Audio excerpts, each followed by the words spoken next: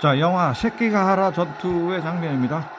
1600년 10월 21일 아침 7시부터 독과 이에야스의 동군, 그 다음에 풍신수길의 서군이 붙은 전쟁이죠. 격돌했습니다. 그때 풍신수길이 이미 죽었고 이시다 미즈나리가 이제 총지휘관으로 나왔는데, 이 전쟁이 가가본의 그 마에다 토시의 가문이 이 전쟁에서 어마어마한 비극을 겪게 되는 전쟁이 됩니다. 한 가문의 위험이 있는 거죠. 자, 우키다 히데이에가 지금 나왔는데요. 바로 그 마에다 토시의 사위입니다. 자, 이 서군 쪽에 지금 진영들이고요. 풍신수길의 군대들입니다. 자, 이 전쟁에서 마에다 가문이 분열이 됩니다. 그러니까 마에다 토시의 아들들이, 큰아들은 덕천강의 편에 선 동군이 되고요. 그 다음에 작은 아들은 풍신수길의 편이 된 서군이 됩니다. 거기다 사위도 우키다 히데이에도 풍신수길의 편에 선 서군이 됩니다. 그래서 이 전쟁이 한 가문을 둘로 이제 찢어놓게 되는 건데요. 이제 아주 비극적인 전쟁이죠. 그 마에다 가문한테는. 자, 이 위험한 전쟁을 치르면서 이제 방춘원이 대활약을 하게 되는데요. 그 내용을 이제 말씀을 드리겠습니다.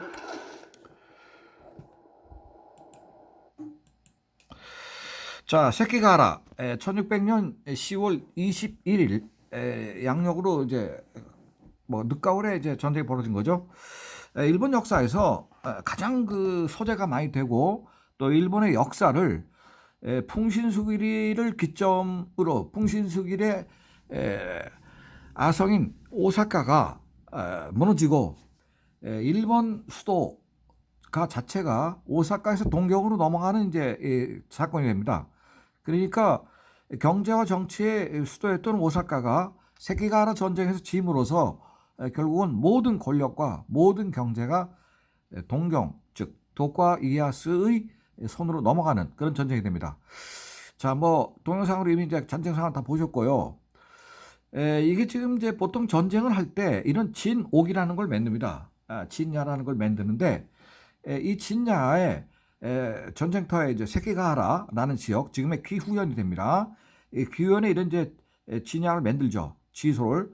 그래서 진야라고 좀 썼습니다.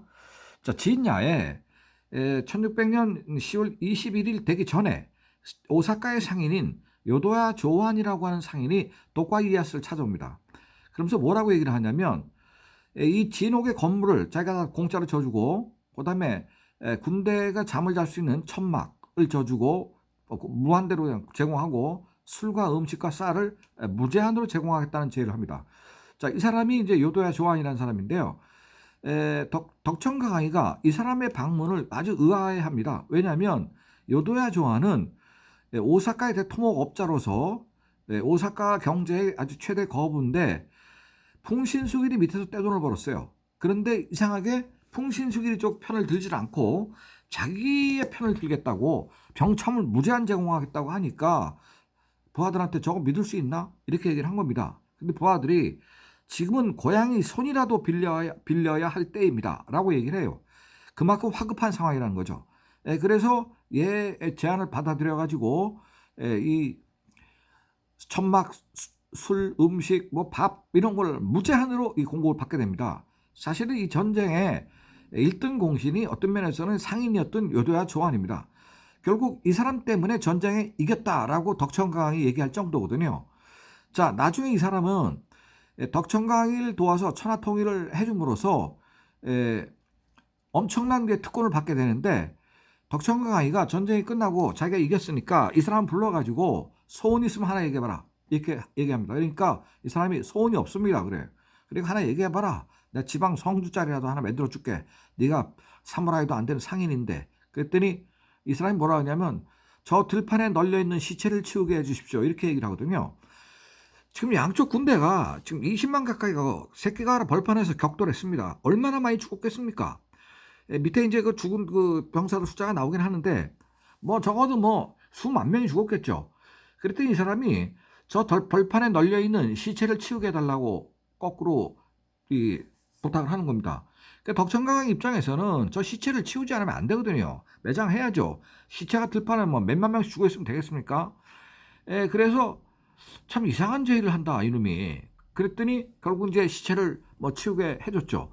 다 치울 때 요도야 조한이라고 하는 이 상인은 시체 옆에 떨어진 칼과 창과 방패, 투구, 갑옷 이런 거를 모조리 싹 걷었습니다. 그래가지고 그 칼이 비싸잖아요. 일본의 니폰도 중에서 사무라이 중에 고급 사무라이를 쓰는 거는 칼 한 자루에 몇 천만 원씩 하거든요. 이런 거를 전부 수집을 해다가 다 팔아가지고 떼돈을 벌어버렸어요. 자기가 시체 처리한 비용보다 약 3배를 벌었다고 합니다. 덕천강 아이가 아주 그 장사 속에 놀래긴 했는데, 나중에 이제 이 사람이 너무 결정적으로 도와주는 바람에 오사카에 쌀 시장이 이제 있었는데, 그 쌀 시장의 규모는 1년 거래량이 약 600만 석, 1,800만 가마니가 됩니다. 그러니까 일본은 그 당시에 1년에 생산된 쌀의 양이 2,700만 석, 즉 8,100만 가마니였는데요. 그 중에 약 1,800만 가마니를 이 사람이 이제 오사카 시장에 주력 상인으로 이제 등장을 하는데, 이 600만 석 중에서 200만 석을 자기가 직거래를 하게 됩니다. 그러니까 어마어마한 특혜를 받은 거죠. 이게 바로 지금 오사카의 우메다 쪽에 있는 요도야바시, 즉 요도야 조한의 이름을 딴 다리입니다. 지금은 이제 주로 관청가가 되어 있는데, 여기 써 있는 말대로 덴카나다이 도코로 오사카와 숙다수 있다, 뭐 호상 요도야바시라고 천하의 명소 대판을 만든 상인 호상 거상 요도야라는 사람을 이제 지금도 이렇게 있죠. 자, 이 사람이 오사카 미시장에 쌀 600만 석 중 거래한 것 중에서 200만 석의 이권을 확보합니다. 이걸 받은 게 바로 세키가라 전투에서 병참을 무제한 대줬기 때문에 그 뭐 시체에 뭐 투구 베껴갖고 파는 거는 뭐 상대가 안 되는 거고, 이 거대한 쌀 시장을 먹어버린 겁니다. 나중에 이제 이 사람 집이 1722년이 되면은 잘못한 일이 있어갖고 이제 재산이 완전히 몰수되게 되는데, 그때 몰수한 재산 금액이 지금 현재 금액으로 치면 약 100조 원에 달한다고 합니다. 어마어마한 거부였죠. 뭐 일본 최대 재벌이었습니다. 요도야 조한이. 그렇지만은 뭐 100년 좀 지나서 망한 거죠. 자, 1600년 10월 21일 세키하라 전투에 김여철이는 그때 나이가 불과 14살밖에 안 됐기 때문에 참전을 하지 않았습니다. 그러나 자기가 모시고 있는 2대 성주 마에다 토시나가 참전했습니다. 그 다음에 그 동생인 마에다 토시마스 참전했습니다. 그 다음에 마에다 토시나가의 처남이었던 우키다 히데이에도 참전했습니다. 웃기는 거는 뭐 이게 지금 당시에 그 병력 배치도인데, 이 파란 쪽이 전부 오사카 쪽에서 동원된 병력이고, 빨간 쪽이 이 덕천 가강이 쪽에서 동원된 병력입니다. 지금 이 그림을 보시면 지금 덕천 가강이가 사실상 포위된 상태입니다. 이 풍신수길의 이 서군에 의해서. 그러니까 여러 가지로 좀 불리한 상황도 있었어요. 그런데 이 사진에 보면 우키다 히데이가 지금 여기 주력군으로 껴 있습니다. 그 다음에 이쪽 사진에는 지금 덕천 가강이 나와 있죠. 자, 이쪽은 이시다 미즈나리가 지금 전체 지휘를 해요. 이 사람, 이시다 미즈나리, 이 사람은 이 전체 지휘를 합니다.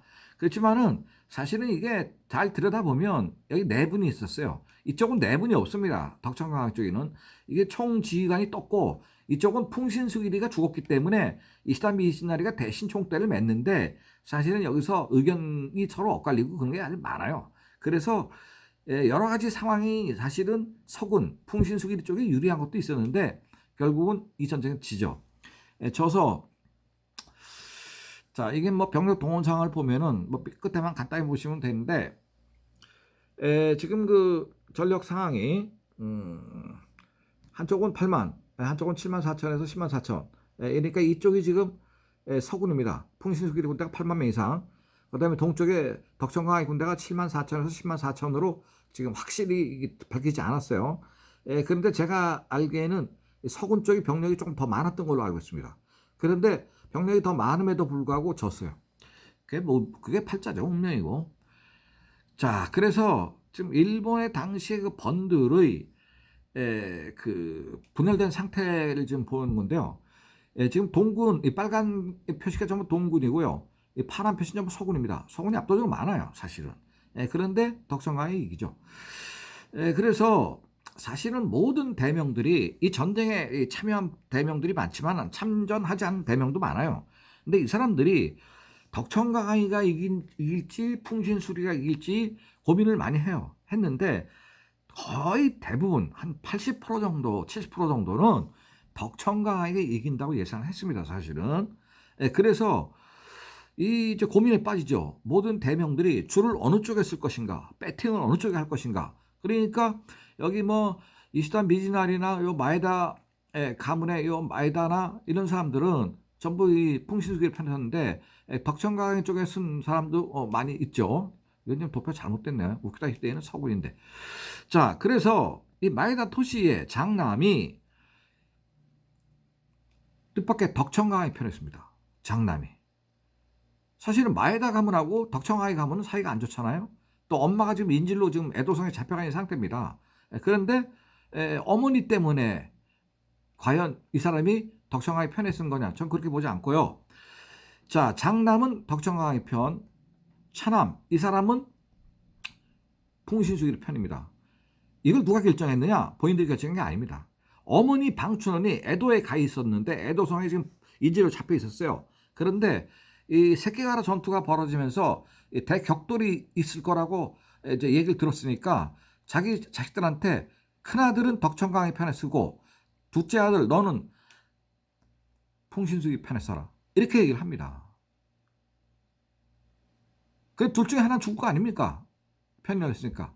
양쪽에 보험을 들라고 한 거예요. 양쪽에. 풍신수기가 만에 하나라도 이길 가능성이 있기 때문에 양쪽에 보험을 들게 해버린 겁니다. 왜 그러냐? 가문을 보존하기 위해서. 이 어머니가 놀라운 사람이죠. 애도성에 인질로 잡혀있는 상태에서 자기 아들들을 분열시켜버렸으니까요.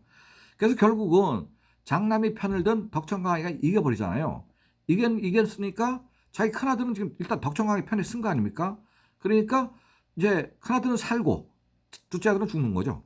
그래서 둘째 아들이 결국은 죽게 되죠. 죽게 되니까 이 어머니가 애도성에 앉아갖고 또 정치를 합니다. 어떻게 정치를 하냐면 어쨌든 우리 큰아들이 덕청강 너의 편에 서서 네가 이겼지 않냐. 그러면 우리 둘째 아들을 사형시키지 마라. 살려달라. 그래서 그 덕청강의 부인 쪽에 로비를 해요. 로비를 해가지고 여자들은 또 여자들끼리 마음이 있으니까 자기 자식을 죽인다는 것처럼 그 슬픈 일이 어딨어요. 그래서 결국 로비가 성공해가지고 둘째 아들을 사형이 아니고 그냥 옷을 벗기는 거. 모든 관직에서 다 떠나고 조용히 절에 가서 사는 걸로 그렇게 해서 목숨을 부지시켜줍니다. 그러니까 이 방춘의 로비가 다 성공한 거죠. 대단한 사람입니다.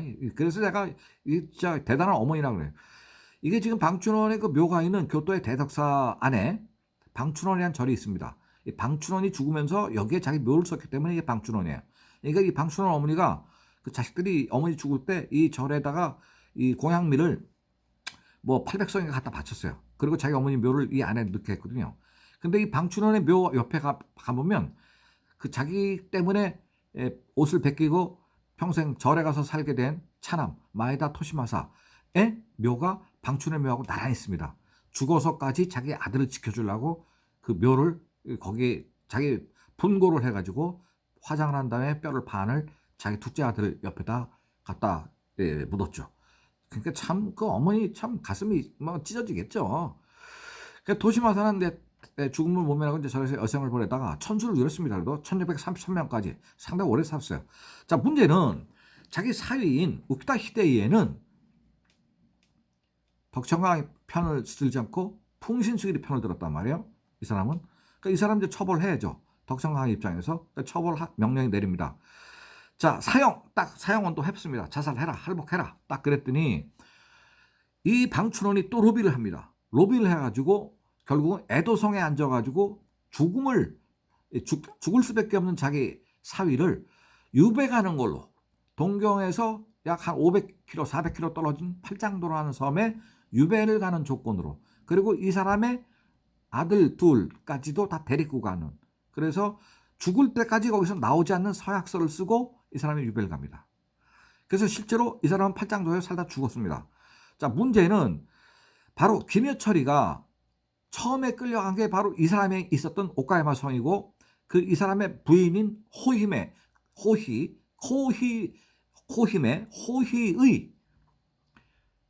손에서 컸잖아요. 처음에. 그러다가 이제 가나자로 간 건데 자, 이 호의는 어떻게 처분할 것이냐? 호의는 방춘의 딸이잖아요. 넷째 딸.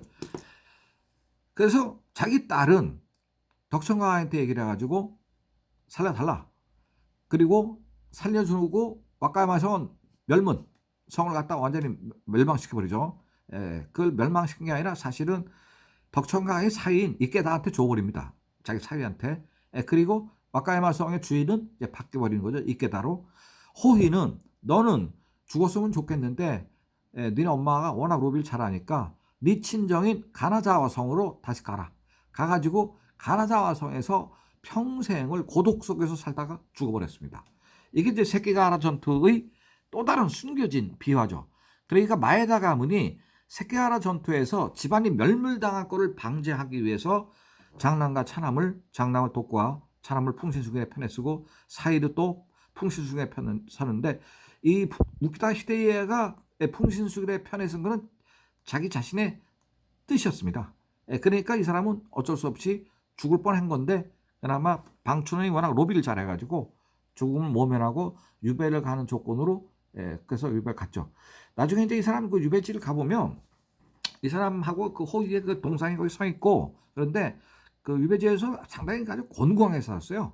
자기 신하가 표류가 돼가지고 배 타고 난파가 돼서 그 섬에 표류됐는데 자기 신하한테 혹시 그 난파된 배에 정종 한 병 있으면 좀 구할 수 없냐고 옛날 자기 신하한테 아주 통사정을 하거든요. 그 정도로 아주 공공하게 살았습니다. 자, 오늘은 세키가하라 전투가 마에다 가문을 이분을 시켰는데 그거를 결국은 수습한 사람이 방춘원이고 김여철은 이때 나이가 어려서 전쟁에 끼지 않았다라는 사실을 말씀드리겠습니다. 자, 감사합니다.